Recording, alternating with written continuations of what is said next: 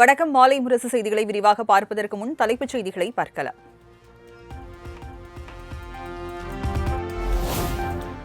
திமுக ஆட்சியில் தமிழ்நாடே திவாலாக போகிறது என தவிக தலைவர் விஜய் குற்றச்சாட்டு.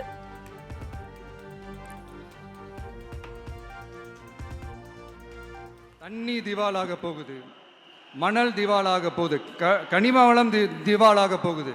மொத்தத்தில் உங்க ஆட்சியில தமிழ்நாடே திவாலாக போகுது.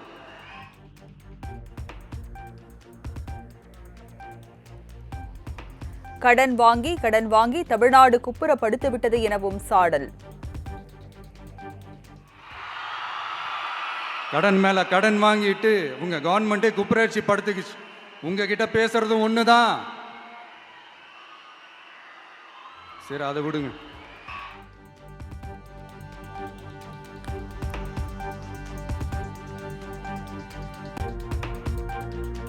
மாற்றி மக்களை ஏமாற்றி தமிழ்நாட்டில் ஆட்சி நடத்துவதாக திமுக அதிமுகவை மறைமுகமாக விமர்சித்த விஜய் தனது பிரச்சாரத்தை முடக்க எஸ்ஓபி போடுவதாகவும் தன் மீது வீண்பழி போடுவதாகவும் காட்டம். இத பாரு, ஒன்னு நீ இல்லனா நான் இல்லனா நீ இல்லனா நான். நமக்குள்ள வேற எவனும் நடுவில் வந்துடக்கூடாது. நாம ரெண்டு பேரால மட்டும்தான் மக்களை ஈஸியா ஏமாத்த முடியும். இந்த விஜய் வந்ததுனால நமக்கு பொழப்பே போச்சு. மக்கள் வேற அவனை தான் நம்புறாங்க. நாம வெளியே அடிச்சுக்கிற மாதிரி அடிச்சுக்கிட்டாலும் உள்ள நம்மளுடைய டீலிங் பக்காவா இருக்கணும். மக்களோட ஃபீலிங்ஸை பத்திலாம் நமக்கு கவலை இல்லை. நமக்கு டீலிங் தான் முக்கியம். மாத்தி ஆட்சிக்கு வந்துடலாம்னு நினைச்சோம், ஆனா அது நடக்காது போல் இருக்கு. அதனால நீ என்ன பண்ற? எஸ்ஓபின்னு போட்டு ஒரு பக்கம் அவனை தடுத்துரு, இன்னொரு பக்கம் அவன் மேல பழி போட்டு நானும் தடுத்துறேன். என்ன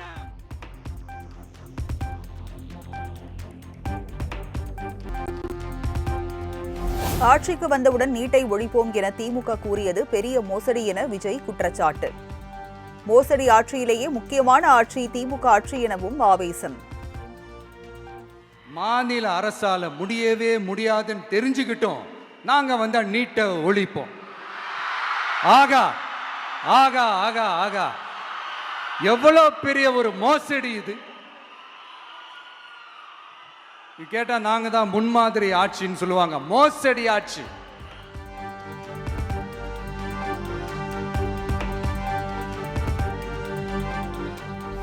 ஓம் சக்தி பராசக்தி, திமுக ஒரு தீய சக்தி என சிறுவர்கள் கூட பேசுகின்றனர். சின்ன பசங்களாம் சொல்ல ஆரம்பிச்சிட்டாங்க, ஓம் சக்தி பராசக்தி, திமுக ஒரு தீய சக்தி.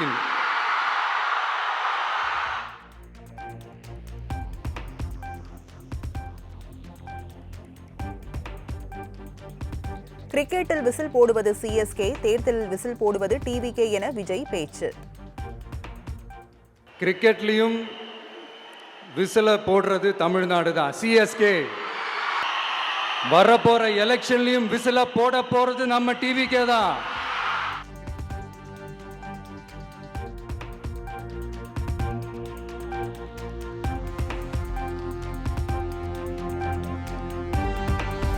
நானும் டெல்டா காரன்தான் என காதில் டால்டா ஊற்ற வரவில்லை என தவிக தலைவர் விஜய் பேச்சு. அதனால மற்றவங்க மாதிரி நானும் டெல்டாக்காரன் தான் அப்படின்னு உங்க காதல டால்டா ஊத்தலாம் நான் வரல.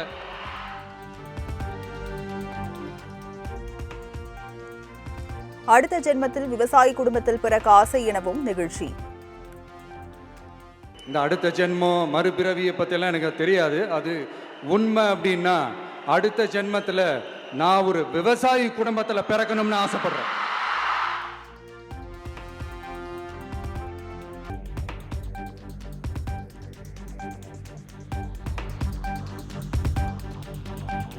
மீனவர்கள் கைது விஷயத்தில் மத்திய அரசுக்கு முதலமைச்சர் வெறும் கடிதம் எழுதுவது மட்டும் தீர்வாகாது. தவிக ஆட்சி அமைந்தவுடன் மீனவர்களின் பாதுகாப்பு பக்காவாக இருக்கும் எனவும் விஜய் உறுதி. மீனவர்களுடைய பிரச்சனைக்கு அப்பப்போ எந்திரிச்சு கடிதம் எழுதிட்டு திரும்ப தூங்க போயிடுவார். அவ்வளோதான்.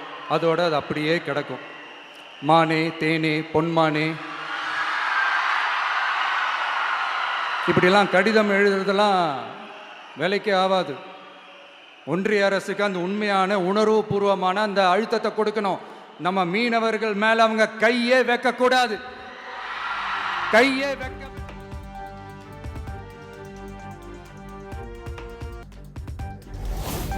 2 ஏக்கர் நிலம் வைத்திருக்கும் விவசாயி பிள்ளைகளின் பொறியியல் மருத்துவ படிப்பு செலவை தவேக அரசு ஏற்கும்.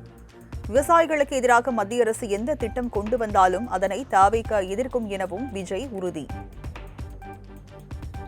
2 ஏக்கர் வரை நிலமுள்ள விவசாயிகள் மற்றும் நிலமற்றவர்கள் குடும்பத்தில் யாரும் மாநில மற்றும் ஒன்றிய அரசு ஊழியராக இல்லாமல் இருக்கும் பட்சத்தில் அவர்களின் குழந்தைகளின் பொறியியல் மற்றும் மருத்துவம் உள்ளிட்ட தொழிற்கல்வி முதல் அனைத்து வகை படிப்புகளுக்குமான முழு செலவையும் அரசே ஏற்கும்.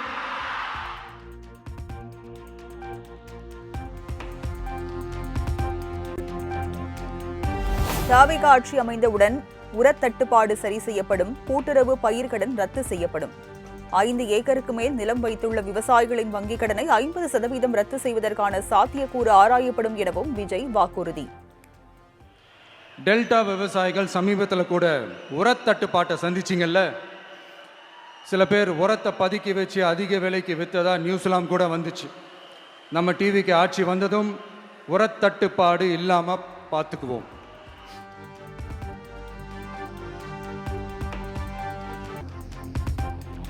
ஹிந்தி திணிப்பு வெறியில் எல்லை மீறி சென்று கொண்டிருக்கிறது பாஜக. திருச்சி மண்டல ரயில்வே அலுவலக நுழைவு வாயிலில் கர்த்யா துவார் என ஹிந்தியில் எழுதியுள்ளதை சுட்டிக்காட்டி முதலமைச்சர் கண்டனம்.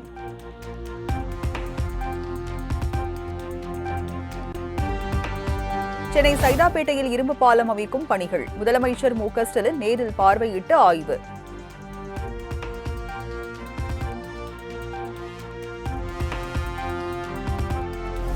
இனியும் இதுபோன்ற புளித்து போன காமெடியை செய்து கொண்டிருக்காதீர்கள். முதல்வரின் ஹிந்தி திணிப்பு புகாருக்கு தமிழக பாஜக முன்னாள் தலைவர் அண்ணாமலை பதில்.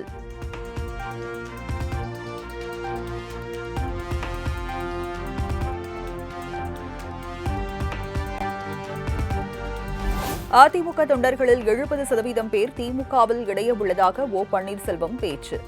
வரும் 7ஆம் தேதியன்று 1 லட்சத்திற்கும் அதிகமானோர் அதிமுகவில் இணைவார்கள் என்றும் தகவல்.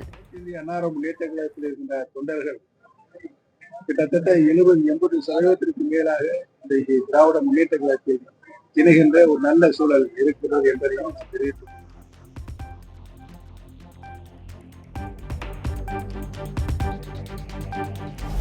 வெற்றி வாய்ப்புள்ள தொகுதிகளின் பட்டியலை திமுகவிடம் கொடுத்துள்ளோம். திமுகவுடனான தொகுதி பங்கீடு பேச்சுவார்த்தைக்கு பின் மக்கள் நீதி மய்யம் பொதுச் செயலாளர் அருணாச்சலம் பேட்டி.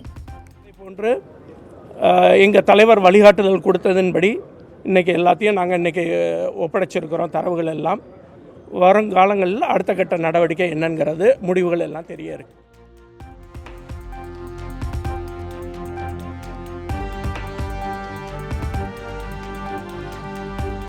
திமுக கூட்டணியில் தங்களுக்கு ஒரு வாய்ப்பை தருவார்கள் என்ற நம்பிக்கை உள்ளது. திமுகவுடனான பேச்சுவார்த்தைக்கு பின்பு ஆம் ஆத்மி தமிழ்நாடு தலைவர் வசீகரன் பேட்டி.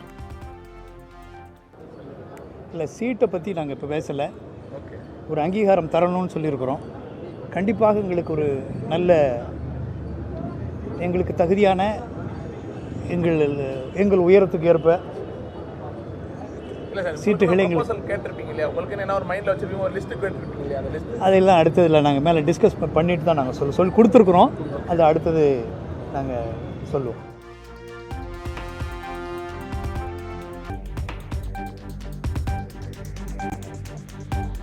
கூட்டணி தொடர்பாக கட்சிகளுடன் பேச்சுவார்த்தை நடத்த குழு அமைத்தது ராமதாஸ் தரப்பு பாமக.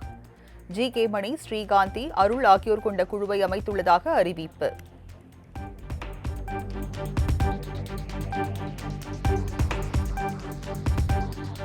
தமிழ்நாடு அரசின் புதிய உறுதியளிக்கப்பட்ட ஓய்வூதிய திட்டத்தை எதிர்த்து வழக்கு. தமிழ்நாடு அரசு 3 வாரங்களில் பதிலளிக்க சென்னை உயர்நீதிமன்றம் உத்தரவு.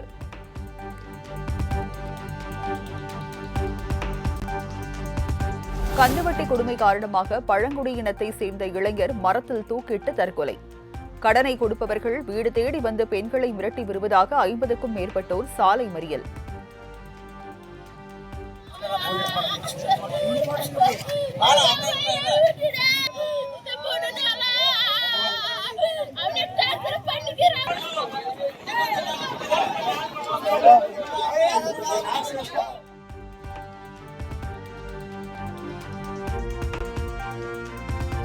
மடப்புரம் கோயில் காவலாளி அஜித்குமார் கொலை வழக்கு.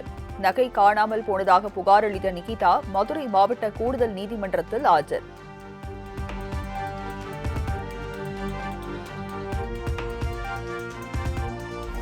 விருதுநகர் மாவட்டம் அருப்புக்கோட்டையில் பேக்கிங் லைசென்ஸ் வழங்குவதற்காக 15,000 லஞ்சம்.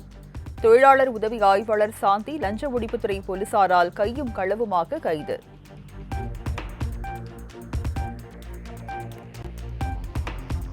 நாமக்கல் ராசிபுரம் அருகே தனியார் கல்லூரி பேருந்து சாலையோர பள்ளத்தில் கவிழ்ந்து விபத்து. 15க்கும் மேற்பட்ட மாணவர்கள் படுகாயமடைந்து மருத்துவமனையில் சிகிச்சைக்காக அனுமதி.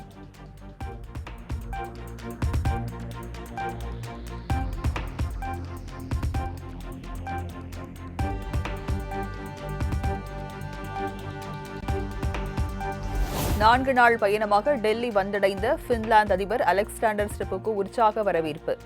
வர்த்தகம் உள்ளிட்ட பல்வேறு துறைகளில் இரு நாடுகளுக்கு இடையேயான உறவுகளை வலுப்படுத்துவது குறித்து பிரதமர் மோடியுடன் ஆலோசிக்க உள்ளதாக தகவல்.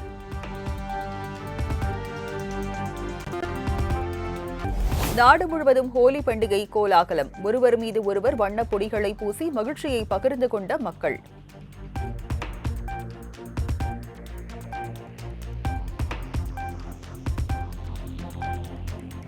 T20 உலகக்கோப்பை இறுதிப் போட்டிக்கு முன்னேறப் போவது யார்? கொல்கத்தாவில் இன்று நடைபெறும் முதல் அரையிறுதி ஆட்டத்தில் தென்னாப்பிரிக்கா, நியூசிலாந்து அணிகள் பல பரீட்சை.